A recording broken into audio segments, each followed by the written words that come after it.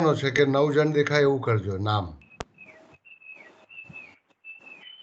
हरिओम। सब वही के वही चेहरे देखना है हर रविवार को, नए चेहरे नहीं आएंगे कोई। आएंगे सर आज नए चेहरे भी। नए चेहरे कब आएंगे? बदलाओ थोड़ा। बस एकता कपूर को बोलो कि हमारे चेहरे बदल दो। नहीं चेहरा सर बदलेगा तो मैंने आदमी वैसे बदलेगा। સર અત્યારે 1 લોકો છે। કેટલા? 1 કોઈ પણ ડિસ્ટર્બન્સ તમને લાગે છે? કારણ કે મેં મારું બેસવાનું સ્થાન બદલ્યું છે। ત્યાં આગળ નેટ સ્પીડ તો સારી છે, એટલે એ પહેલા તમે જરા નોટ કરી લો ને। આના તો બરાબર છે, અવાજ બરાબર આવે। ओके, तो હું ચાલુ કરું છું। हाँ, हरिओम सबको। आज तीसरा और अंतिम आज मैं पूरा करना चाहूंगा। तो माइंड बॉडी कनेक्शन, शरीर और मन एक दूसरे के सहयोगी है भी और नहीं भी है। तो जैसे कि विवाहित पति पत्नी को नर नारी का एक दूसरे के साथ सहकार, सहयोग, सामंजस्य है भी और नहीं भी है। अभी चाय बनाओ तो हमारी मैंने भी तीजड़ी कप में बेल दी जाएगी, पीला कप में ना। अवाज बंद करવો પડશે। हाँ सतीश सतीश भाई, भाई કોઈકને ચા બનાવી છે, અવાજ બંધ કરાવો ને। કોઈને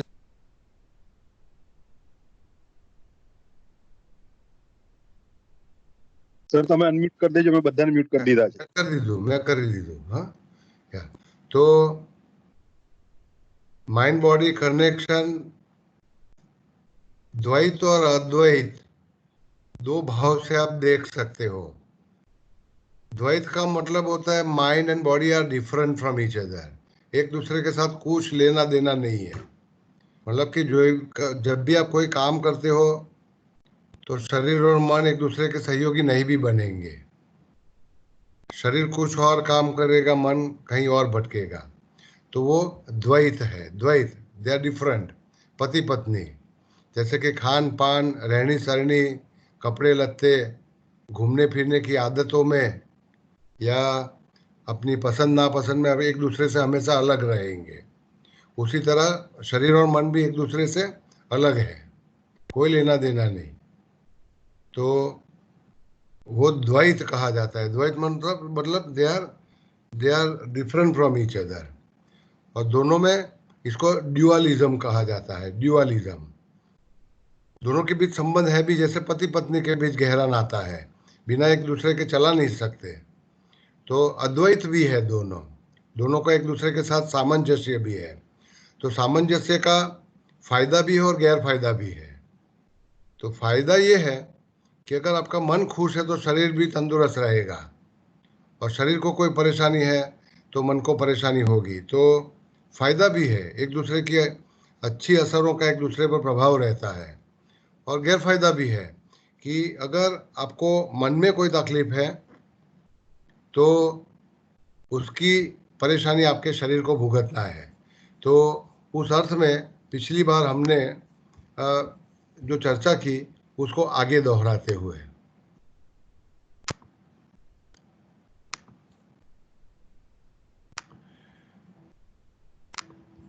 आप साइकोसोमेटिक शब्द तो कई बार सुन चुके हो। उसका मतलब केवल तनाव से है, दैनंदिनी जीवन के पड़कारों से है। लेकिन मेटाफिजिकल मतलब एक गहरा अर्थ है उसका कि आपको जीने की जो दुविधाएं हो रही है, जो तकलीफें पड़ रही है, जीवन का जो अनुभव है आपका, हर दिन, हर महीना, हर साल, हर अवस्था, और अपने जीवन के अलग अलग कार्य क्षेत्रों में, जैसे कि पढ़ाई का क्षेत्र, कामकाज का क्षेत्र, विवाहित जीवन का क्षेत्र, कौटुंबिक जीवन का क्षेत्र और संबंधों का क्षेत्र। तो जीवन अलग अलग अंशों में बांटा गया है। तो प्रत्येक अंश में जब आप गुजरते हो जीने के लिए, तो ऐसा अनुभव कर लीजिए जैसे एक आप घने जंगल से, और वो जंगल सामान्य नहीं, कांटों का उगा हुआ जंगल है, कांटों की झाड़ियों से आपको गुजरना पड़ता है। तो इसकी आपके ऊपर गहरी असर पड़ती है, घाव पड़ते हैं। तो दो प्रकार के घाव आपको होंगे। एक घाव होगा इमोशनल। तो लागणी तंत्र पर काफी आघात हर इंसान को सहन करना पड़ता है जीते जीते। तो जब भी आपको पूछा जाता है हाउ आर यू या कैसे हो आप, तो आप जो जवाब देते हो उस वो जवाब में काफी आपकी लागणी मिली हुई होती है। तो वो लागणी, आप मानो कि पिछले 10 साल कैसे बीते, आपके 5 साल कैसे बीते, या आपका विवाहित जीवन कैसे बीता, या आपका विद्यार्थी जीवन कैसे बीता, उसका एक लागणी में आप जो जवाब दे देते हो, तो वो जो जवाब है वो मेटाफिजिकल एक्सपीरियंस ऑफ लिविंग है। मेटाफिजिकल एक्सपीरियंस तात्विक अनुभव है जीवन का। तो जीवन का अनुभव लागणियों में व्यक्त किया जाता है। ये मनुष्य जीवन का सबसे पहला महत्वपूर्ण हिस्सा है। दूसरा मॉरल एथिकल, क्योंकि मनुष्य सामाजिक है। धर्म बने, नैतिकता बनी, क्या करना है क्या नहीं करना है, ये हमारे पर बचपन से लगातार सतत लागू पाड़ा जाता है। तो हमेशा कोई भी करनी को, कोई भी काम आप करेंगे तो उस काम को आप नैतिक भूमिका में जांचेंगे कि मैंने सही किया या गलत किया। तो सही किया या गलत किया, ये आपका मॉरल वर्थ हो गया, आपकी नैतिकता संबंधित कार्य हो गया। तो उसके भी आपको घाव पड़ते हैं। तो मैं उम्मीद करता हूं कि दो बातों को आप समझ रहे हो कि जीवन जीने का अनुभव, इसका मतलब है एक तो मेरे लागणी तंत्र पर उसकी क्या असर पड़ती है, और दूसरा मेरी नैतिकता पर उसकी क्या असर पड़ती है। तो आदमी को दो बोझ खड़े होते हैं, दो बोझ, बर्डन्स जिसको कहते हो। तो एक हुआ इमोशनल बर्डन, दूसरा हुआ मॉरल बर्डन। ये दोनों का सम टोटल, दोनों का सम करेंगे तो इसका मतलब हो गया आपका मेटाफिजिकल एक्सपीरियंस ऑफ लिविंग। तो कर्मिक लॉ, कर्म का सिद्धांत, अगर आप कठपुतली होते, लकड़ी की पुतली होते या पत्थर की मूर्त होते, तो आपको कोई कर्म का नियम भुगतना नहीं पड़ता, कर्म के सिद्धांत, कर्म के फल भुगतने नहीं पड़ते। लेकिन क्योंकि आप इंसान हो, आपका एक हृदय है और एक आपका दिमाग है। हृदय में आपकी लागणियों का संचय किया जाता है, भली बुरी, और दिमाग में आपकी नैतिकता का मूल्य अंकित किया जाता है। तो दोनों का परिणाम आपको भुगतना पड़ता है, और उसी से तंदुरुस्ती और बीमारियां बनती है। तो आज जो मैं भूमिका बनाने वाला हूँ, कई सारी बीमारियां हमारे जीवन में आती हैं, लिस्ट बहुत लंबा है, लेकिन मैं उसमें से कुछ कुछ बीमारियों की चर्चा करने जा रहा हूँ। तो this is called metaphysical experience of living as a human being. तो metaphysical experience of living as a husband, as a wife, as a teacher, as a son, as a friend, as a neighbour, etcetera. तो ये चर्चा हम पिछली बार कर चुके थे।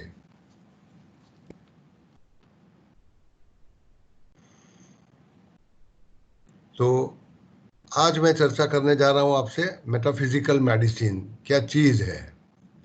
अब तक हम साइकोसोमेटिक मेडिसिन की बात करते थे, मनोदैहिक चिकित्सा पद्धतियों की चर्चा करते थे, लेकिन आज थोड़ी गहरी चर्चा है मेटाफिजिकल मेडिसिन।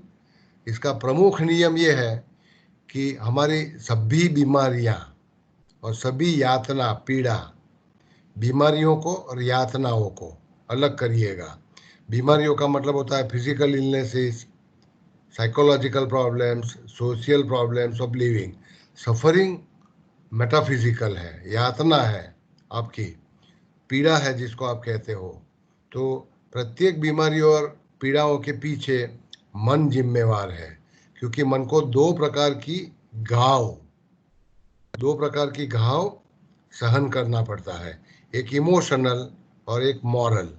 तो दोनों की जो घाव शरीर पर पड़ती है, उससे हमारी बीमारियां और यातनाओं का जन्म होता है।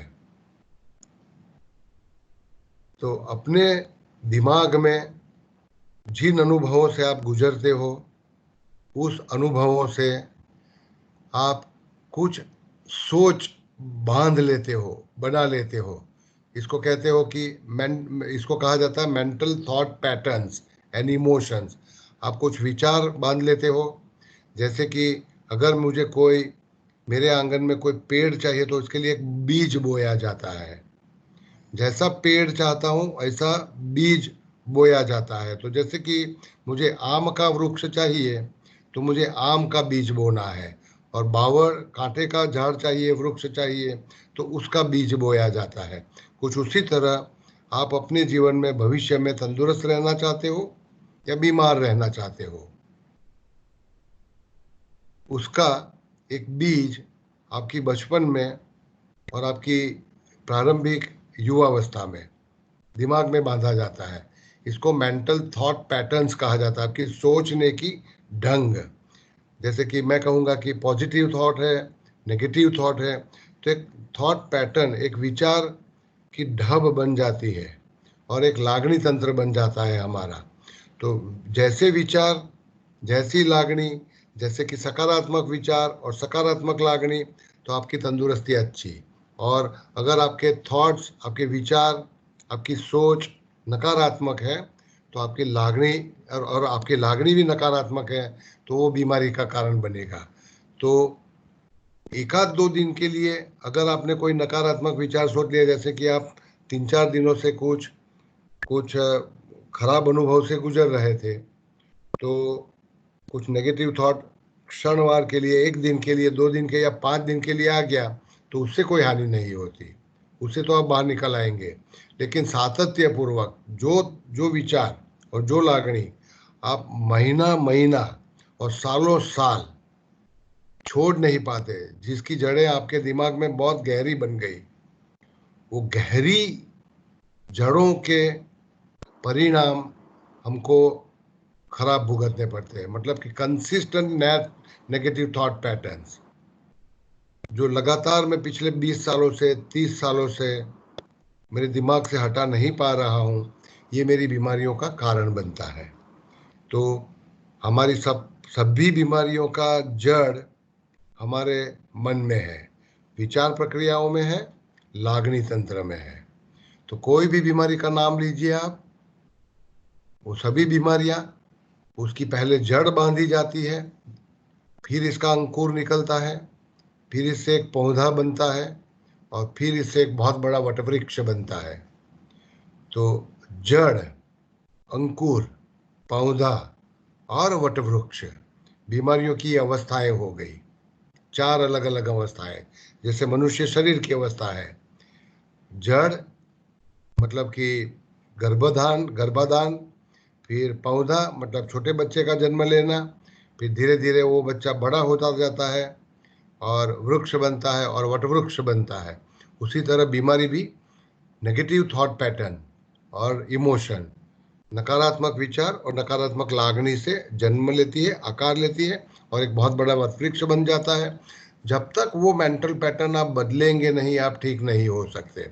मतलब कि आप ब्लड प्रेशर की बीमारी है, आपको कॉन्स्टिपेशन है, आपको आर्थराइटिस है, लोगों को मानो कि जानलेवा हार्ट अटैक है या स्ट्रोक है, कोई भी बीमारी का नाम लीजिए, सर्वाइकल स्पॉन्डिलोसिस है, आंखों की कोई बीमारी है, ग्लोकोमा है या कैटरेक्ट है या सिंपल टॉन्सिलाइटिस है, थायराइड की बीमारी है, हाइपोथायराइड, हाइपरथायराइड, किसी भी बीमारी का नाम लीजिए, वो सभी बीमारियां नेगेटिव थॉट पैटर्न, एक नकारात्मक विचारधारा से आकार लेती है, अंकुर बनती है, पौधा बनती है और आगे चल करके एक बहुत बड़ा वटवृक्ष बन जाता है।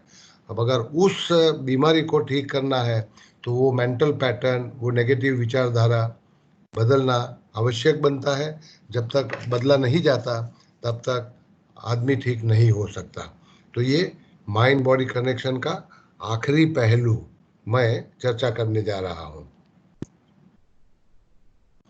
तो मेटाफिजिकल कॉजेज ऑफ इलनेसेस, बीमारियां तो अलग अलग प्रकार की है, बहुत सारी है, और प्रत्येक चिकित्सा पद्धति, चाहे वो आयुर्वेद होगा, होम्योपैथी होगी या एलोपैथी होगी, अपने अपने तरह से, अपनी अपनी ढंग से बीमारियों के कारणों की चर्चा करता है। लेकिन फिर भी सभी चिकित्सा पद्धतियों में कुछ खामी है कि बीमारियों की जड़ों को वो ठीक से समझ नहीं पाए। किसी भी चिकित्सा पद्धति का नाम लीजिए, इनका एक अपना नजरिया रहा। जैसे कि अंध आदमी जब हाथी को देखता है तो देखने का मर्यादित सीमित एक उसका अंदाज रहता है। उसी तरह होम्योपैथी, आयुर्वेद, एलोपैथी, सभी पद्धतियाँ, चिकित्सा पद्धतियाँ बीमारियों की मात्र सीमित छानबीन करती है, एक नजरिए से करती है, तो वो अधूरा चित्र पैदा करती है। जबकि मेटाफिजिकल मेडिसिन जिसकी मैं चर्चा करने जा रहा हूँ, मेटाफिजिकल मेडिसिन वो दूसरा पहलू रजू करता है। तो जैसे कि चिकित्सक होने के नाते मैं हाई ब्लड प्रेशर का या कोरोनरी हार्ट डिजीज का इस बाजू में खड़े रहकर, नदी के इस किनारे खड़े रहकर के अभ्यास करता हूँ, तो मुझे एक चित्र प्रकट होता है। जैसे कि हाथी को मैं एक बाजू पर खड़े रह करके देखता हूँ, अब दूसरा नजरिया मुझे डालना है, मतलब कि दो आंखें एकत्र करना है।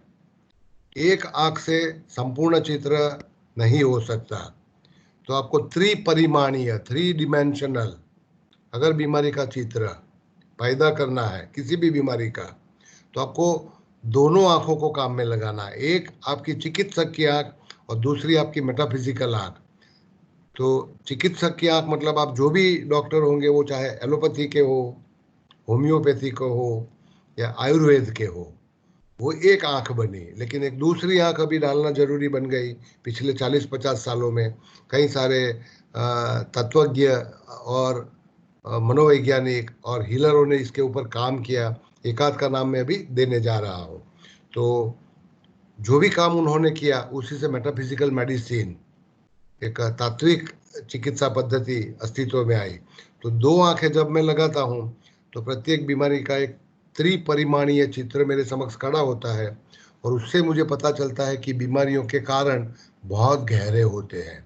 ये दवाइयों से, सर्जरी से, रेडिएशन से, किसी एक मरीज को कैंसर की बीमारी है तो कहने को तो एक लंप है, एक ट्यूमर है, उसके शरीर के कोष बेकाबू बन चुके और बेमर्याद वृद्धि करने लगे, प्रजनन करने लगे। इसको काट दो, उसको दवाओं से दबाओ, या उसकी औषध चिकित्सा करो, या उसका रेडिएशन करो, ये तो बाहरी ऊपर छल्ली सारवार होगी। बीमारियों के मेटाफिजिकल कारण है, एक या अनेक हो सकता है। तो इसकी कुछ यादी यहाँ पर बनाई। तो सबसे पहला तो आदमी अपनी शरीर के साथ, खुद की शरीर के साथ समाधान करके सामंजस्य से जी नहीं पा रहा है। हर व्यक्ति में होता है कि अपने ही शरीर का वो स्वीकार नहीं करता है।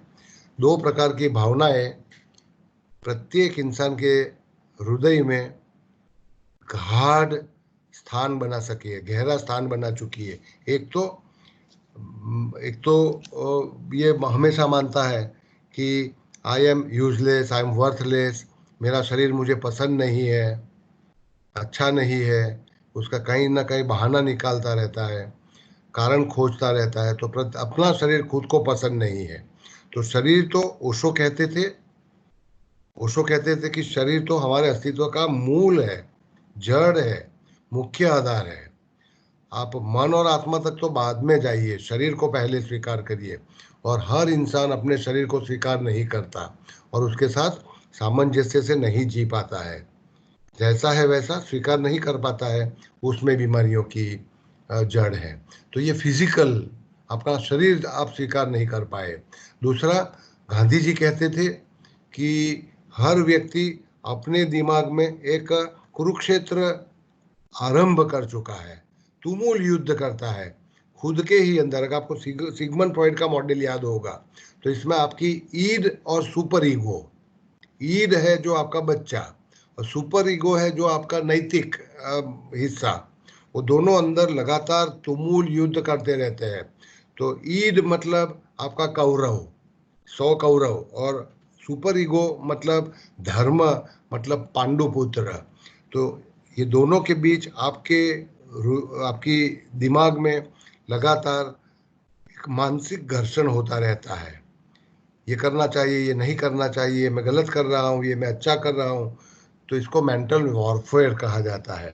और इसीलिए हर व्यक्ति एक अपराधी भाव अपने दिमाग में रखता है। आई एम नॉट गुड इनफ, तो ये जो भाव है, ये मेंटल वॉरफेयर, मानसिक घर्षण, आंतरिक युद्ध, खुद का ही कुरुक्षेत्र। तो गांधी जी ने कहा कि कुरुक्षेत्र तो एक काल्पनिक कहानी थी, ऐसा कोई युद्ध दुनिया में कहीं हुआ नहीं, कौरव पांडव हुए नहीं, लेकिन प्रत्येक आदमी के दिमाग के अंदर युद्ध चलता रहता है, और वही युद्ध का जो परिणाम है उसको आप बीमारियां कहते हो। आदमी सामाजिक प्राणी होने के नाते संबंध बनाता है अपनी कुटुंब के साथ, पड़ोसियों के साथ, मित्रों के साथ, सहकार्यकर्ताओं के साथ, जाने अनजाने लोगों के साथ, और इसमें धीरे धीरे करके, क्योंकि आदमी ने समाज बनाया, तो जंगल छोड़कर गांव आया और एक समाज बनाया ताकि उसको सलामती मिले, एक दूसरे की सुरक्षा प्राप्त हो। लेकिन धीरे धीरे करते करते गांवों से नगर बने, नगरों से महानगर बने, अब तो महानगरों से भी महानगर बने आधुनिक समय में। तो जैसे जैसे समाज का, गांव का, नगर का, महानगर का कद बढ़ता गया, आदमी में एक क्राइसिस, एक समस्या पैदा होगी, वो है वो अकेला पड़ता गया। आई एम अलोन, कोई मेरा है नहीं इस दुनिया में, कोई मुझे समझता नहीं, और ये सभी से संबंध तोड़ते तोड़ते अकेला बनता गया। तो इसको सोशल एंड रिलेशनशिप क्राइसिस, ये आधुनिक समय में पिछले 100 सालों में, खास करके दूसरे विश्व युद्ध के बाद में मनुष्य समाज में इतना प्रगाढ़ बन चुका है कि डिप्रेशन, एंजाइटी, सुसाइड, इसका सोशल और रिलेशनशिप क्राइसिस के साथ बहुत गहरा नाता है। हम एक दूसरे के साथ जोड़ नहीं पाते, अपने आप को कनेक्ट नहीं कर पाते। तो सोशल मीडिया इतने सारे बने, वो तो केवल बाहरी उपचार थे, और वही बाहरी उपचार आपको पता है कि कई सारे गुनाहों का कारण बना है, कई लोगों के जीवन में आपत्तियों का कारण बनता है।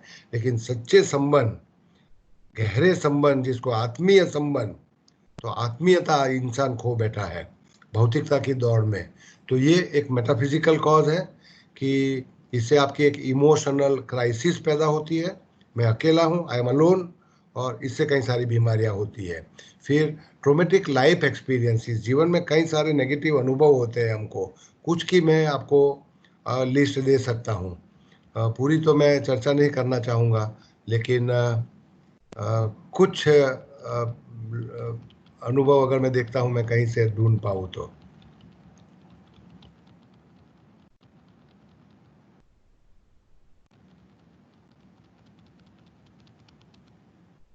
निकाल चुका हूँ।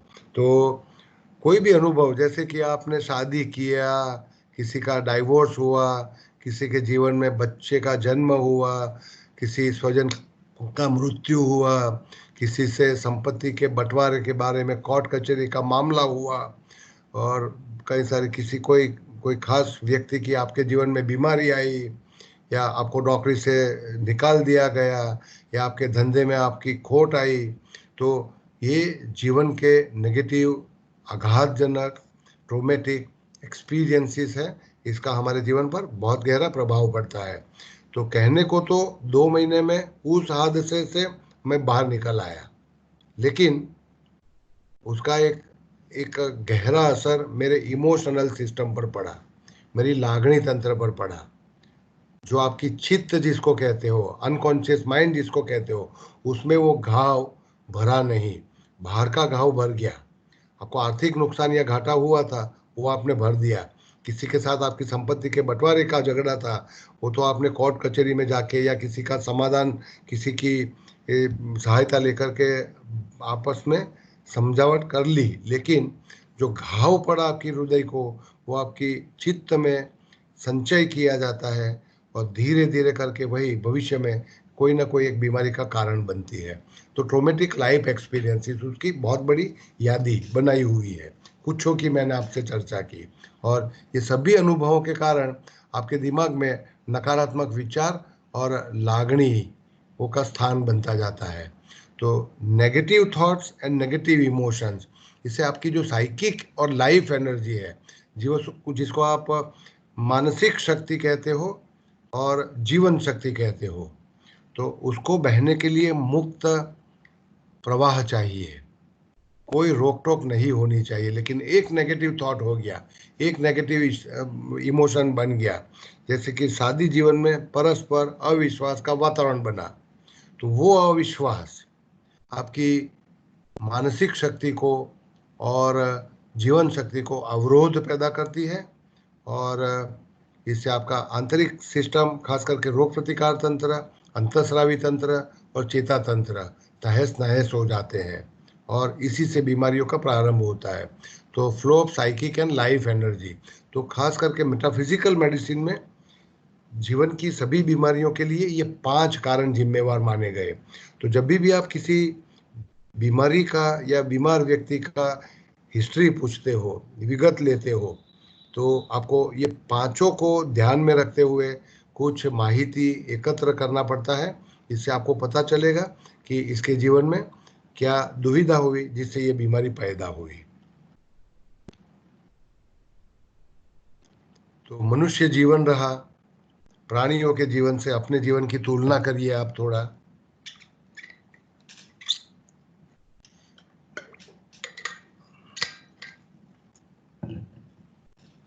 तो प्राणियों के जीवन में पीड़ा या सफरिंग नहीं, पेन नहीं, हाँ उनको घाव जरूर होता है, उसका दुख तो जरूर होता है, पेन जिसको कहते हो, लेकिन मनुष्य जीवन में बीमारियों का आना, मृत्यु, ये कृत्रिम बन गया। मतलब कि प्राणियों के लिए बीमारी और मृत्यु सहज है, स्वाभाविक है, ये इसके साथ घर्षण नहीं करते, संघर्ष नहीं करते, ये स्वीकार कर लेते हैं। जबकि मनुष्य बीमारी, ईजा और मृत्यु को प्राकृतिक नहीं मानता, कृत्रिम मानता है, उसका इलाज करना सोचता है। लेकिन दुविधा ये है कि वो बीमारी और मृत्यु की जड़ें आदमी खुद अपने दिमाग में इसकी जड़ बनाता है, स्क्रिप्ट लिखता है वो। तो हमारे पास 2 विकल्प थे।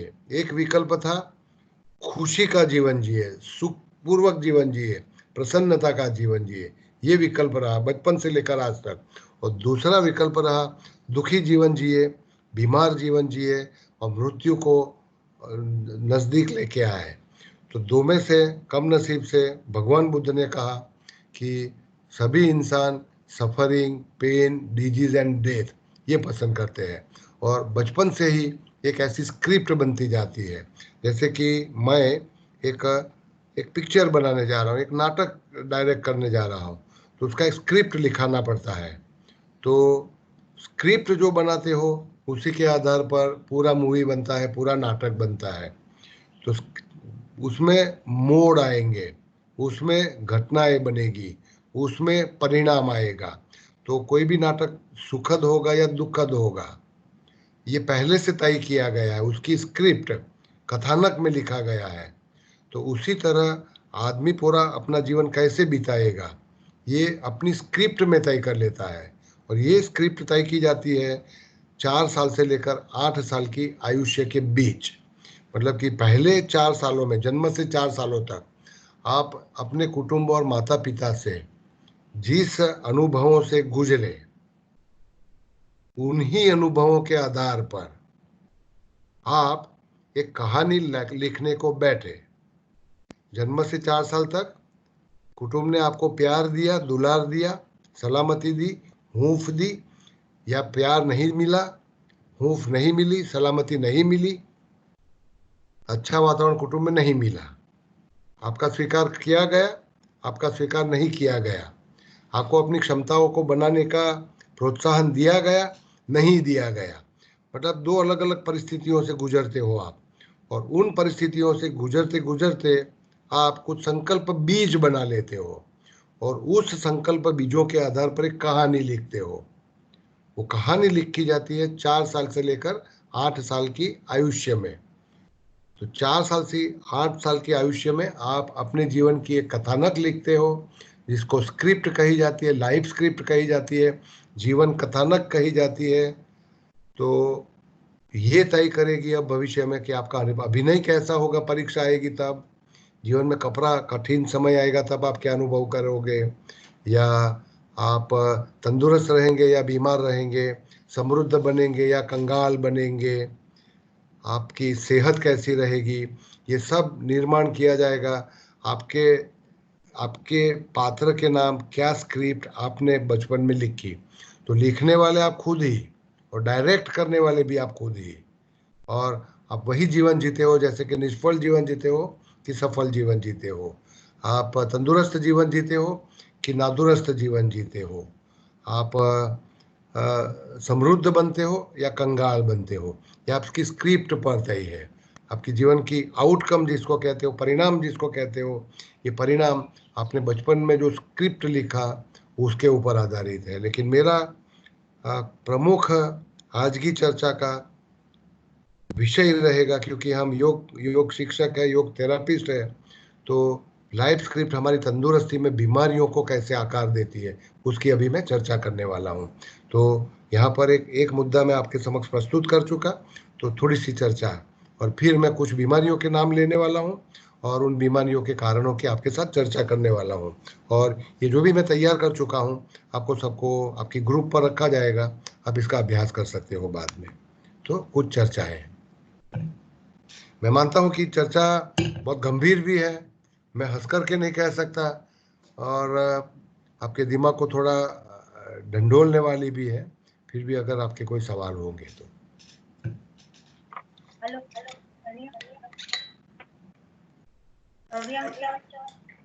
हरिओम। आपने बोला कि 60 साल की आयु में हम अपना जीवन चरित्र लिखते हैं, ठीक है? हाँ हाँ हाँ। तो फिर कार्ड अकाउंट नहीं होते? तो फिर आपका आवाज स्पष्ट नहीं आया। हमारे कार्मिक अकाउंट नहीं होते? अभी आवाज ठीक से नहीं आई, कोई सीख उनका, आपको दोबारा जरा थोड़ा बोलिए, मैं फिर भी सुनने का प्रयास करता हूँ। थोड़ी सी आवाज अस्पष्ट है आपकी। आप हमारे कार्मिक अकाउंट नहीं होते अगले पिछले जन्मों के? आप पूर्व जन्म की बात करते हो? हाँ हाँ।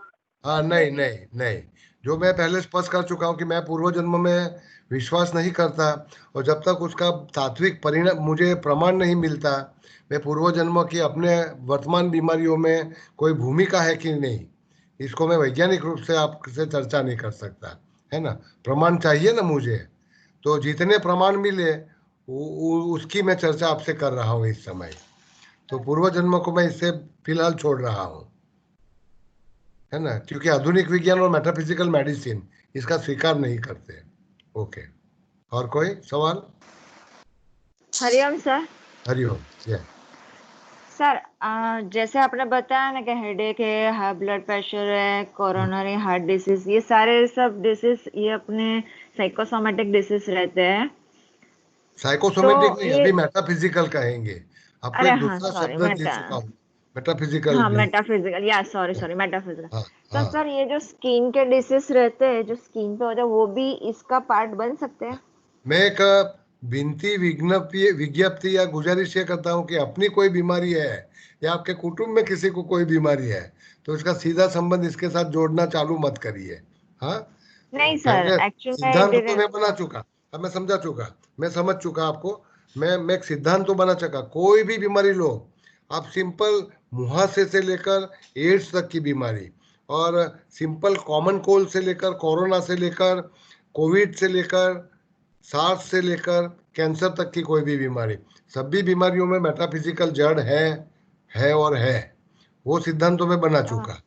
तो मतलब कि आपका जवाब हाँ में आ गया वैसे तो, लेकिन अगर आप में ये थैंक यू। तकलीफ है या किसी और में है, तो सीधा पहले, क्योंकि ये मॉडल स्वीकार करने का खतरा भी है ना, क्योंकि कई बार कोई या मरीज मेरे पास आता है कोई बीमारी लेके, और सीधा मैं सोचता हूँ कि इसका कोई मेटाफिजिकल कारण है, तो या इसके बहुत डेफिनेटली। बहुत खतरनाक परिणाम आते हैं फिर चिकित्सा में, मुझे भी तकलीफ सहन करनी पड़ती है उसकी वजह से। या डेफिनेटली सर, थैंक तो यू सो मच सर। तो आप थोड़ा सावचेत बन करके आप इसको स्वीकार करिए। या तो मैं लगभग 8-10 बीमारियों की आपसे चर्चा करने वाला हूँ, लिस्ट आपको बहुत बड़ा देने वाला हूँ, आपके ग्रुप पर रखूंगा मैं एक आध घंटे में, लेकिन मैं 8-10 बीमारियों की चर्चा करूंगा ये बताने के लिए कि जो लागणी तंत्र और आपकी मॉरल नैतिकता पर घाव होते हैं वो कैसे आपकी बीमारियों को जन्म देते हैं। ये कोई और सवाल? हरिओम सर। हरिओम। योगेश यार सर, Yes. मेरा क्वेश्चन ये है कि आपने बताया मेटाफिजिकल जो ये मेडिसिन है वो जैसे हमारे लागनी तंत्र से जुड़ी हुई है, तो सर जैसे काफी लोगों को जैसे जेनेटिक इश्यूज रहते हैं, तो वो इसमें कैसे लाइक वर्क करता है? हाँ हाँ, कि जिस इसमें मैं भी थोड़ा मैं भी स्पष्ट सोच नहीं पाया हूँ, लेकिन जन्मजात बीमारियां और जेनेटिक बीमारियां लेकर आने वाले में भी ऐसा माना जाता है कि मेटाफिजिकल कारण तो जैसे कि माँ बाप की बच्चे की माँ गर्भ में बच्चा था, गर्भस्थ था जब गर्भवती थी महिला, तो वो जो मेटाफिजिकल स्ट्रेस से गुजरती है उससे आने वाले बच्चे की जेनेटिक जीन्स या डीएनए में स्ट्रक्चरल चेंजेस हो सकते हैं, इससे जेनेटिक बीमारियां होती है, जन्मजात बीमारियां होती है, हो सकती है। तो सभी बीमारियों के पीछे मेटाफिजिकल कॉज लगाए जाते हैं। तो जैसे कि आप एक कंसिस्टेंट एक सातत्यपूर्ण एक विचार आप पकड़ के रखो, तो इससे आपकी ब्रेन सेल्स के स्ट्रक्चर में फर्क पड़ेगा और वो स्ट्रक्चरल चेंज बाद में जाकर के ब्रेन सेल्स की या आपके शरीर के कोषों की डीएनए में चेंज लाएगा, विकृत परिणाम लाएगा, है ना, जिससे कैंसर हो जाता है। तो बीमारियों की भी ऐसा कोई संबंध है जेनेटिक बीमारियों का। Okay sir, thank you. Hariom Hariom Hariom બે જણના અવાજ છે, વારો બાંધશો એટલે મને એક જણને પહેલા સાંભળું. યસ, હા બોલું બોલો.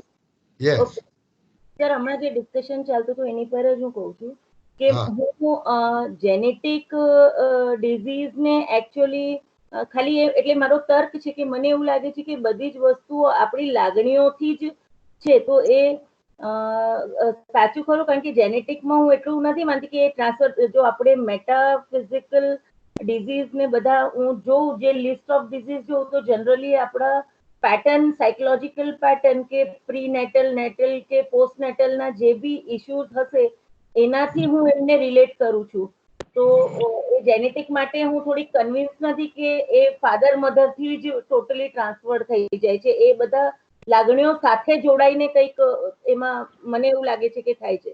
I just want to have a discussion on it, કારણ કે હું ક્લિયર નથી એમાં. मैं सार एक बना लेता हूँ कि सभी बीमारियां मल्टीफैक्टोरियल है, बहुपरिबड़ीय, मल्टीफैक्टोरियल।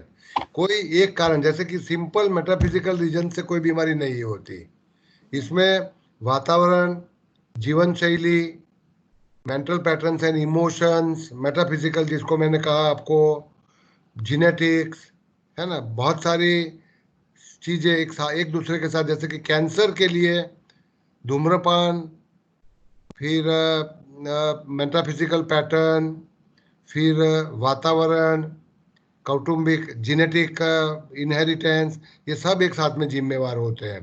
तो जो जो क्रोनिक बीमारियां हैं, दीर्घकालीन बीमारियां हैं, जानलेवा बीमारियां हैं, असाध्य बीमारियां हैं, वो किसी एक कारण से नहीं बन सकती, मतलब कि मेटाफिजिकल कारण से ही होगा ऐसा मान के मत चलिए। उसमें बहुत सारे जीन्स, वातावरण, जीवन शैली, सोच, सब कुछ काम करती है। तो थोड़ा सा मुश्किल भी है हर जड़ को समझना, तो किसी एक मॉडल पर काम नहीं कर सकता। जैसे कि मैं हीलर हूं करते हुए मैं मात्र मेटाफिजिकल कारण पर काम करूंगा तो ये सही नहीं है।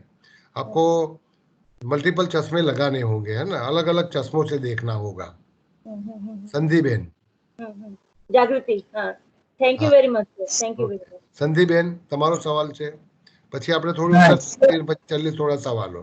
યસ સર, સાયકોસોમેટિક અને મેટાફોર્મિક એ બંને એકચ્યુઅલી ફરક શું?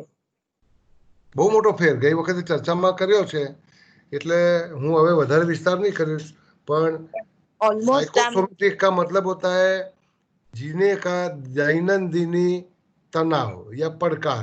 जैसे कि आज एकदम सुबह में मैं उठा और मैं कसरत करने के लिए जाने वाला था, साइकिल चलाने के लिए, और घम से बारिक गिरी, तो मेरा कार्यक्रम तोड़ना पड़ा मुझे, तो ये तनाव हो गया मेरे लिए, क्या कसरत नहीं कर पाऊंगा, है ना। या मेरे पर जैसे कि आने वाले 3 या 4 दिनों में योग के विद्यार्थियों की परीक्षा लेने का एक तनाव है, वो अस्थाई है, टेम्पररी, उसकी असर आपके ऊपर कई दिनों तक या हफ्तों तक रहेगी, फिर आप उससे बाहर निकल आएंगे। लेकिन मेटाफिजिकल का मतलब होता है आपका लागणी तंत्र और आपका नैतिक तंत्र पर कायमी घाव पैदा करने वाली है, कायमी असर, और इसकी छाप आपकी चित्त में जमा होने वाली है, जो आपके आने वाले समय का स्वास्थ्य या बीमारी का कारण बनने वाली है, वो मेटाफिजिकल है ना। ઓકે સર સાયકોસોમેટિકમાં પણ એવું કે છે કે આપણે આ ડાયાબિટીસ, થાઇરોઇડ, બ્લડ પ્રેશર એને ગણીએ તો એ પણ એક ક્રોનિક ડિઝીઝ છે પણ તો હવે એને આપણે સાયકોસોમેટિક તરીકે નહીં લઈએ, હવે હું ચર્ચા કરી રહ્યો છું આવનારી 15 મિનિટમાં કેટલીક બીમારીઓની, કે જેમાં આપણે એ ચર્ચા કરીશું કે કયા પ્રકારનો મેટાફિઝિકલ સ્ટ્રેસ આ બીમારી, હવે આપણે એવું નહીં કહીએ કે diabetes is a stress related disease, hypertension is a stress related disease, ये तो बहुत ऊपरी विधान हो गया, ऊपर छल्ला विधान हो गया, है ना, सुपरफिशियल। तो अगर स्ट्रेस दूर करते तो डायबिटीज मेरा ठीक होना चाहिए था, लेकिन वो नहीं हो पा रहा क्योंकि घाव अंदर है, असर ऊपर में मैं सारवार ऊपर कर रहा हूँ। जैसे कि मैं कहता हूँ खाली आप प्रोग्रेसिव रिलैक्सेशन करो, थोड़ा ध्यान कर लो, शवासन कर लो, तो इससे आपका ब्लड प्रेशर या डायबिटीज ठीक नहीं होता, क्योंकि घाव थोड़ा अंदर है आपके अंदर, है ना, गहरा घाव है। वो गहरा घाव उसी को कहा जाता है मेटाफिजिकल स्ट्रेस, मेटाफिजिकल कॉज, है ना। तो मैं आपको आपको सुझाव देता हूँ एक कविता पढ़ने को, आपको मिल जाएगी कहीं ना कहीं। रास बिहारी देसाई ने एक बहुत बढ़िया कविता गाई, हरिंद्र दवे की, गुजराती कविता है। ગુજરાતીનું એ કવિતાનું મુખડું છે, હળવા તે હાથે ઉપાડજો રે। તમે અચૂક, તમને સાવન ઉપર મળશે, ગાના પર મળશે, અને આ તમે અચૂક સાંભળજો કે જીવવું એટલે શું, કેવી કેવી યાતનાઓમાંથી માણસે પસાર થવું પડે છે। હળવા તે હાથે ઉપાડજો રે, અમે કોમળ કોમળ, એક મરદું વિનંતી કરે છે, મરદું જીવતો માણસ હોય માદો, એને આપણે ઉપાડીએ તો કોમળતાથી ઉપાડીએ જેથી એને પીડા ન પહોંચે, પણ મરદું કહે છે કે મને હળવે હાથે ઉપાડજો, કેમ કે આ જીવનના જંગલોમાંથી પસાર થતા થતા મને ઘણા કાંટાઓ વાગ્યા છે, ઘણા ઉજરડાઓ પડ્યા છે, એટલે ઉનાળે પાણીએ ઝારજો રે, મને ઉના પાણીએ થોડું હળવેથી નવડાવજો, કેમ કે આ ઘા ભરાશે નહીં તો મારા। તો હળવે તે હાથે, એને that is called metaphysical stress of living, Harindra Dave, હળવા તે હાથે ઉપાડજો રે। रास बिहारी देसाई ना कंठे, बहुत सुंदर गीत है, आंखों में बहु आंसू आवशे सांभळता सांभळता। ओके, तो थोड़े सवाल आप बाद में थोड़ा रखिएगा, मैं 10-15 मिनट में कुछ बीमारियों की चर्चा करने वाला हूँ। तो उसके पहले आप अपने घावों को जमा कहाँ करते हो, उसका एक छोटा सा चर्चा करता हूँ। घावों को जमा कहाँ करते हो, तो कहने को तो योग के हिसाब से वो चित्त में जमा किया जाता है, लेकिन मेटाफिजिकल मेडिसिन में आपका अस्तित्व कई सारे अंशों में बांटा गया है। फिजिकल बॉडी, प्राणिक बॉडी तो योग में आप जानते ही हो, लेकिन उसको छोड़ रहा हूँ। Psychic body, emotional body, intellectual body और मॉरल बॉडी। मॉरल बॉडी में आपकी नैतिकता अनैतिकता जमा है, जो भी कर्म आप करते हो उसका नैतिक मूल्यांकन किया जाता है, आपने सही किया या आपने नहीं किया। तो एक तात्पर्य हर व्यक्ति बनाता है, आई am not good enough, I am not good enough, तो ये नैतिक तारण बना लिया उसने। तो काम करते करते I am not good as a husband, I am not good as a student, I am not good as a son, है ना। तो कई बार वो एक कविता है जो माँ बाप के नाम से हमको सुनाई जाती है, भूलसो बजे बीजू बधू माँ बाप ने भूलसो नहीं, तो वो तुम्हारा नैतिकता जगाने के लिए गाया जाता है। और अगर तुमसे कुछ गलत हो गया तो तुम अपने आप को माफ नहीं कर पाते हो। तो मॉरल बॉडी और इमोशनल बॉडी, सभी शरीरों में ये दो बॉडी मेरे हिसाब से बहुत महत्वपूर्ण है। आप प्रत्येक अनुभव से, प्रत्येक व्यवहार से जो लागणी कमाते हो, इसको यहाँ जमा किया जाता है, और अपनी जो नैतिकता और अनैतिकता का निष्कर्ष निकालते हो वो यहाँ जमा किया जाता है। ये आपका कर्म बनता है, इमोशनल और नैतिक, और इसी से आपकी एक बॉडी बनती है जिसको कही जाती है पेन बॉडी। पेन बॉडी का मतलब होता है ये आपके जीवन की बीमारियां और यातनाओं का कारण बनने वाली है। तो जो भी आपने यहाँ पर जमा किया लाइफ टाइम, नेगेटिव इमोशन डालते रहे और अपने आप को कहते रहे कि आप ठीक नहीं हो, आप अच्छे नहीं हो, आप हमेशा गलत करते हो, तो इससे जो कन्फ्लिक्ट होती है, इमोशनल कन्फ्लिक्ट, मॉरल कन्फ्लिक्ट, वो घर्षण यहाँ जमा किया जाता है और वो आगे चल करके हमारी बीमारियों का कारण बनता है। तो बीमारियों का कारण, यातनाओं का कारण, दर्द का कारण और मृत्यु का कारण यहाँ पर शुरुआत में जड़ के रूप में, फिर अंकुर के रूप में, फिर पौधा और अंत में वृक्ष बन करके हमारे समक्ष प्रकट हो जाता है। तो ये इमोशनल पेन बॉडी कहा जाता है। ये काम किया था भगवान बुद्ध ने, लेकिन चलते चलते इसके ऊपर तो बहुत सारे लोगों ने फिर काम किया हुआ है। तो भगवान बुद्ध ने कहा सब्बम दुक्खम दुक्खम, तो दुक्खम दुक्खम शब्द प्रयोग जब किया उन्होंने तो वो पेन बॉडी का संदर्भ कर रहे थे।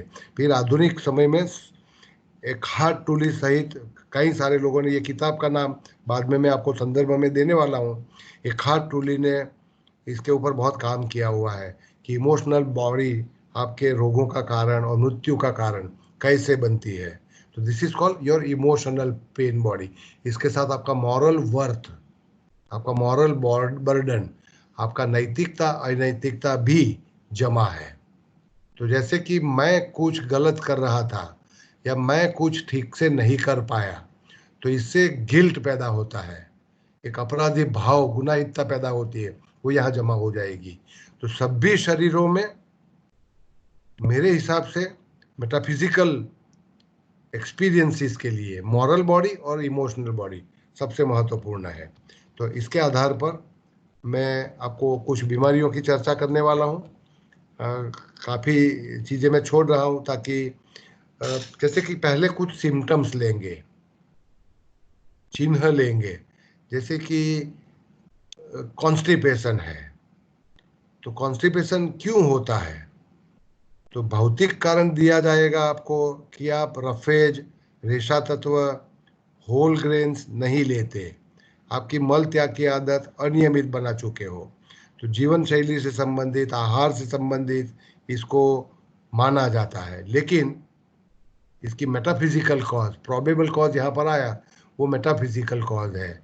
Refusing to release old idea, stuck in the past, मतलब आदमी अब की भूतकाल को छोड़ नहीं पा रहा है क्योंकि भूतकाल खराब बीता, दुखद बीता, यातनापूर्ण बीता, उसको छोड़ना जरूरी होता है, बदल नहीं सकते क्योंकि आदमी के हाथ की बात नहीं, स्वतंत्रता की बात नहीं, अधिकार क्षेत्र की बात नहीं, जो बीता सो बीता, उसको भूलाना चाहिए। इसके बदले वो दुखद याद मैं जब भूला नहीं पाता हूँ तो मेरे चित्त में, मेरे इमोशनल पेन बॉडी में वो जमा हो जाती है और इसको निकाल नहीं पाया, या कोई पुराना कोई विचार जो मेरे कोई काम का नहीं रहा, उस विचार को मैं बदल नहीं पा रहा हूँ, निकाल नहीं पा रहा हूँ, तो इससे कॉन्स्टिपेशन होगी। कई लोगों को मैं वॉमिटिंग देखता हूँ, जैसे कि एक युवान लड़की 13 साल की 3 साल पहले योग निकेतन में मेरे पास आती थी। ये पीरियोडिक वॉमिटिंग, थोड़े थोड़े दिनों में उसको उल्टियाँ हुआ करती थी। तो बहुत सारी सारवार की थी उसकी, बहुत सारी चिकित्साएं की गई थी, बहुत सारे इन्वेस्टिगेशंस किए गए थे, कुछ भी कारण नहीं मिल रहा था। फिर जाके पता चला कि वो, मैंने उसको खाली ऐसे ही एक अंदाज दिया कि तुम्हारे जीवन में कोई व्यक्ति ऐसा है, कोई चीज़ ऐसी है जो तुम पसंद नहीं करते, जो जिसको तुम निकालना चाहती हो। तो तब से वो बोलती है मेरे चाचा और चाची है, वो मेरे नीचे ही रहते हैं, हम ऊपर के मंजिले पर रहते हैं, वो नीचे रहते हैं, वो मुझे बिल्कुल भी पसंद नहीं, मैं उनको निकाल देना चाहती हूँ, मैं चाहती हूँ कि वो मेरे जीवन से निकल जाए। तो वो निकलते नहीं क्योंकि 5-7 सालों से उनको हर रोज़ में नीचे उतरती है और उनको देखना पड़ता है, तो मुझे बहुत नौजिया हो जाता है उनको देख के। तो ये रिजेक्शन है एक व्यक्ति का जो वो निकाल नहीं पा रही थी, तो इससे उसको उल्टी हो रही थी। और आप एक खाद्य चीज आपकी थाली में रखी जाती है, आप इसको पसंद करते हो या नहीं करते हो, फिर इसको मुख में लेते हो, आप चबाते हो। तो स्वीकार करना थाली में, फिर मुख में लेना, फिर गले के नीचे उतारना, फिर आपकी आमाशय, स्टमक, उसमें कई घंटों तक आप इसको रखते हो। और जैसे कोई एक नया विचार आपके समक्ष प्रस्तुत किया गया तो आपकी थाली में रखा गया नया विचार, मैं आपका संपूर्ण जैसे कि एक विचार बदलने के लिए एक नया विचार दे रहा हूं, तो वो जो नया विचार आपकी थाली में रखा गया, या तो आप थाली में से ही बोल देंगे ये मुझे पसंद नहीं, मैं अड़कूंगा नहीं उसको, मैं खाने वाला नहीं उसको, या तो जबरदस्ती होने पर आप हाथ में लेंगे, मुख में डालेंगे, चबाएंगे जरूर, गले के भीतर भी उतारेंगे। अगर आप गले में ही भर के रखोगे, जैसे कुछ बच्चे करते हैं, अगर आपको पता होगा कि उसको दवाइयाँ दी जाती है, कोई चीज़ दी जाती है, उसको पसंद नहीं है, तो वो मुख में भर के रखेगा, माँ बाप के इधर उधर होते ही वो टप से निकाल देगा। कुछ उसी तरह अगर आपको कोई नया विचार पसंद नहीं आया तो उसको मुख में ही भर के रखोगे, या थाली में से ही अंदर नहीं लोगे, या मानो कि जबरदस्ती उसको पेट में उतारना पड़ा आपको, लेकिन आप उस विचार से डर रहे हो क्योंकि वो अंतर बाहर आपका सब कुछ बदल देगा, उस बदलाव से, उस परिवर्तन से आप डर रहे हो। तो आप क्या करेंगे, आप उस विचार को उल्टी करके निकाल दोगे। तो इस व्यक्ति को सीवियर वॉमिटिंग हो सकता है, या रिकरेंट वॉमिटिंग हो सकता है, पैरोक्सिस्मल वॉमिटिंग हो सकता है, अटैक्स आते हैं उसको वॉमिटिंग के। तो बाकी के सिम्टम्स का अभ्यास कभी आप करते जाइएगा। मैं तो थोड़ा 4-5 सिम्टम्स लेके उसका थोड़ा सा आपको, जैसे कि नेक स्टिफनेस है तो वो कई लोगों को देखी जाती है।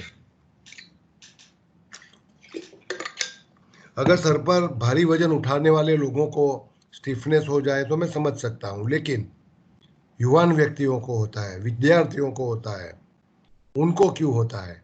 तो सर्वाइकल स्पॉन्डिलोसिस है, सर्वाइकल स्पॉन्डिलोसिस है किया जाता है, लेकिन ये सिम्टम स्टबॉर्ननेस, जड़ता, मानसिक जड़ता, इनफ्लेक्सिबिलिटी, विचारों को, सामने वाले व्यक्ति के विचारों को स्वीकार करने का अनादर कर रहा हूं मैं, मतलब मैं ही सच्चा हूं, I am right, you are wrong, तुम्हारे विचार मैं स्वीकार नहीं करूंगा और मुझे वो पसंद नहीं है की जड़ता, मानसिक जड़ता जो व्यक्ति बताता है।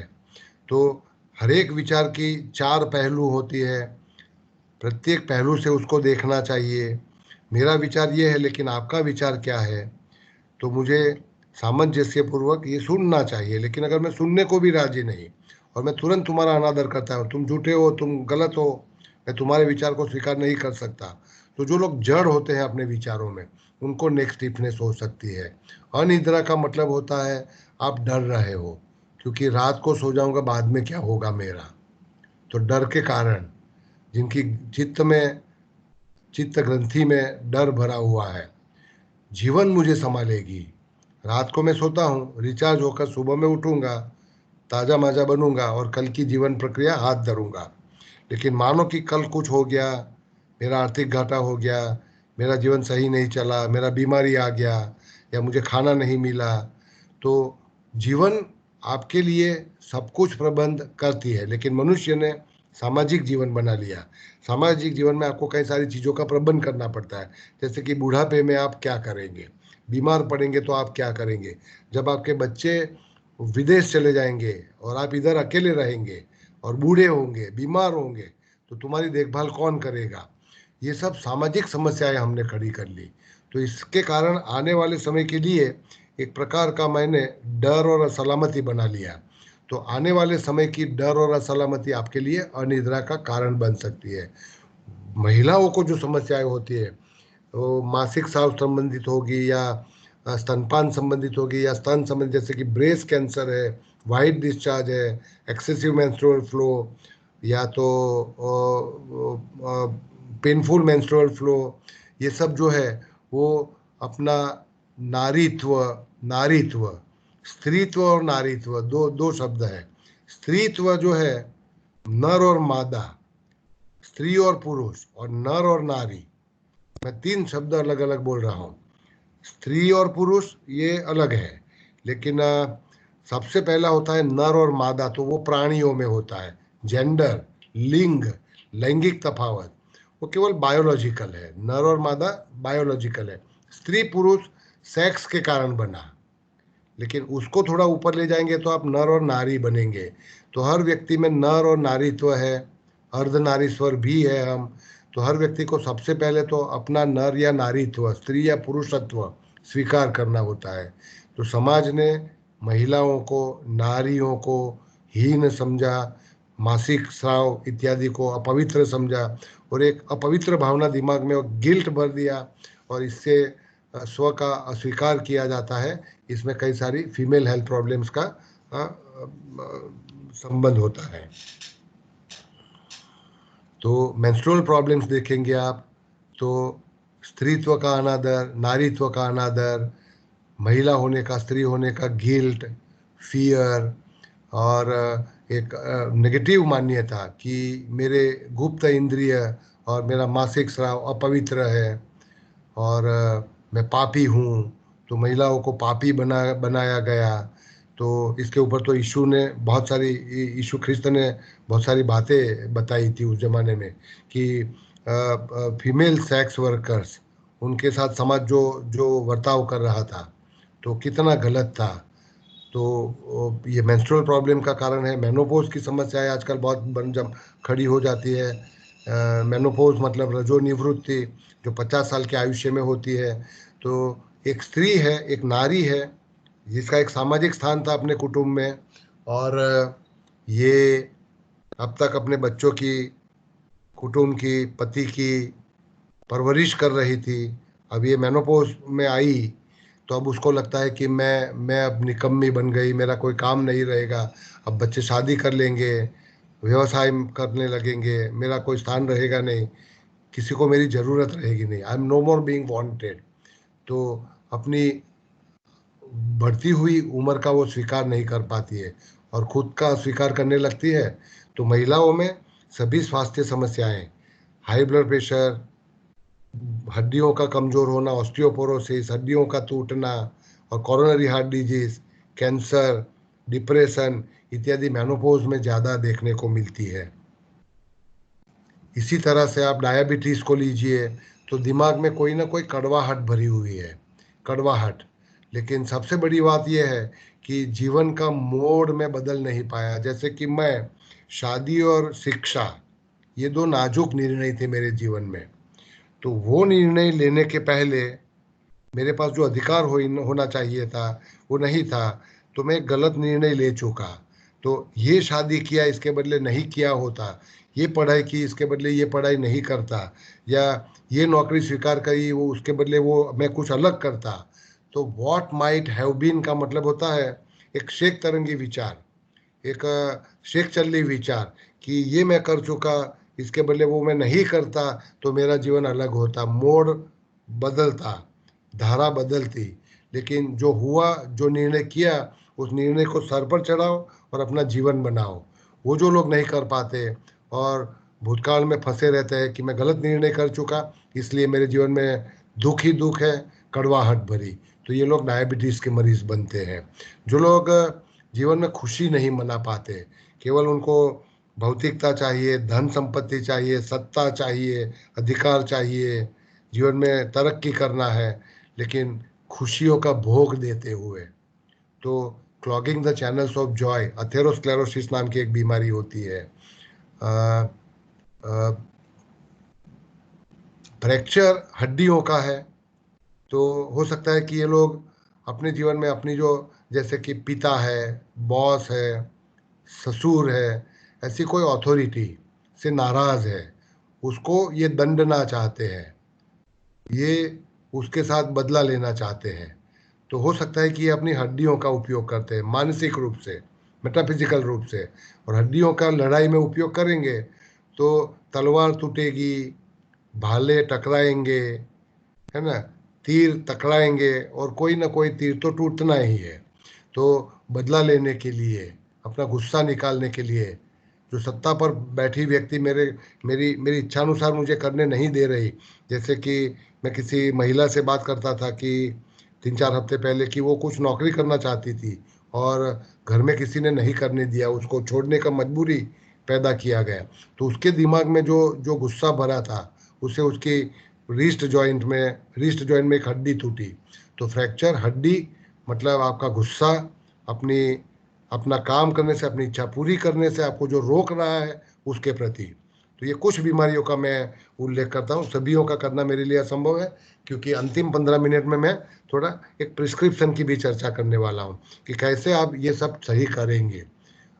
घुटनों की समस्या है, तो जो लोग अतिशय अहंकारी होते हैं, अतिशय गर्विष्ठ होते हैं और उनके अहंकार और गर्व को लगातार हानि होती रहती है, ऐसा मानते हैं, उन लोगों को होता है। क्योंकि तुम्हारा घुटना मतलब तुम्हारा प्राइड, ईगो, अहंकार है।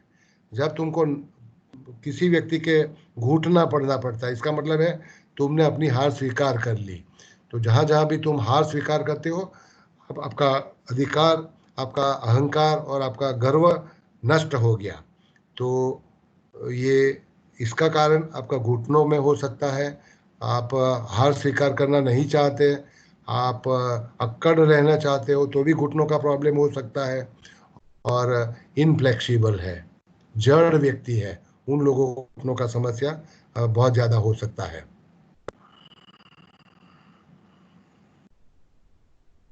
हाइपोथायरॉयडिज्म की अंतिम चर्चा करूंगा, फिर ये पूरा लिस्ट आपको दे रहा हूं मैं ताकि आप व्यक्तिगत रूप से पढ़ के।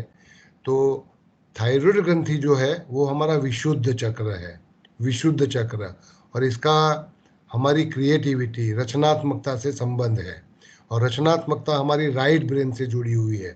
तो थायराइड समस्या, मैं जो करना चाहता था या करना चाहती थी वो मैं कर नहीं पाया या कर नहीं पाई, तो मेरे साथ, मुझे मेरे जीवन के साथ एक समझौता करना पड़ा, मुझे त्याग करना पड़ा, भोग देना पड़ा। तो हाइपोथायरॉयडिज्म महिलाओं में सामान्य है, क्योंकि ये कुटुंब की परवरिश में हमेशा अपनी इच्छाओं का बलिदान देती रहती है। तो बलिदान देने वाले लोगों में हाइपोथायरॉयडिज्म पाया जाता है।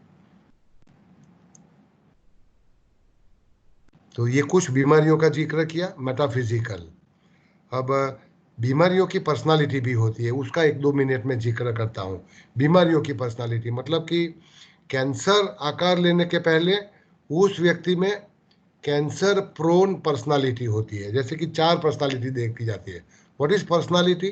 तो वो consistent way, stereotypical way of thinking, feeling and behaviour, आपकी विचार, लागणी और वर्तन की एक समान ढब, जो आप 40 सालों से, 50 सालों से लगातार पोसते आए, प्रदर्शित करते आए, इसको आपका पर्सनालिटी कहा जाता है। तो स्वस्थ व्यक्तित्व भी हो सकता है, अस्वस्थ भी हो सकता है। जैसे कि कैंसर प्रोन पर्सनालिटी होती है, उनको बचपन में प्यार नहीं मिलता है, ये प्यार के भूखे रहते हैं, इसीलिए ये इमोशन लेस होते हैं। अब ये बड़े हो जाते हैं, शादी करते हैं, कुटुंब बनाते हैं, तो ये चाहते हैं कि मेरे जीवन में प्यार नहीं मिला तो मेरे बच्चों को प्यार की कमी महसूस नहीं होनी चाहिए। इनके हृदय में घाव पड़ा है, घाव भरा है।